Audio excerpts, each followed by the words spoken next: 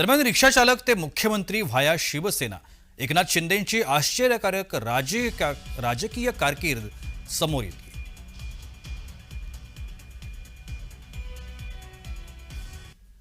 जाणून घेऊया एकनाथ शिंदे यांची ही राजकीय कारकीर्द।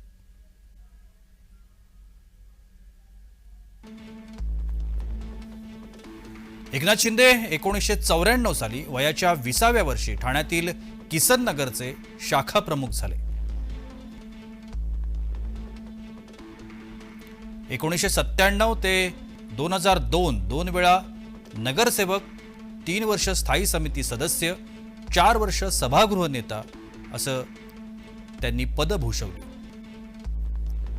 2004, 2009, 2014 आणि 2019 अशा 4 टर्मचे ते आमदार आहेत।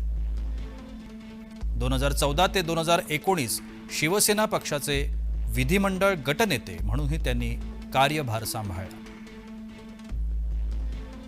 12 नोव्हेंबर 2014 ते 5 डिसेंबर 2014 विधानसभा विरोधी पक्षनेता म्हणून त्यांनी काम पाहिलं।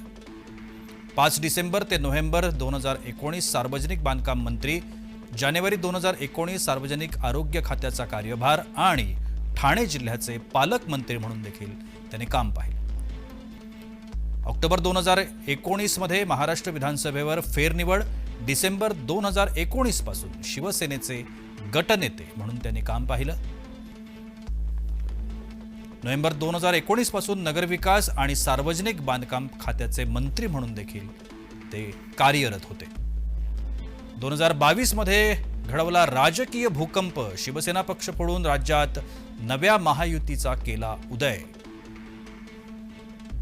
30 जून 2022 मध्ये महाराष्ट्राचे मुख्यमंत्री म्हणून त्यांनी शपथ घेतली आणि आता होणार महाराष्ट्राचे उपमुख्यमंत्री।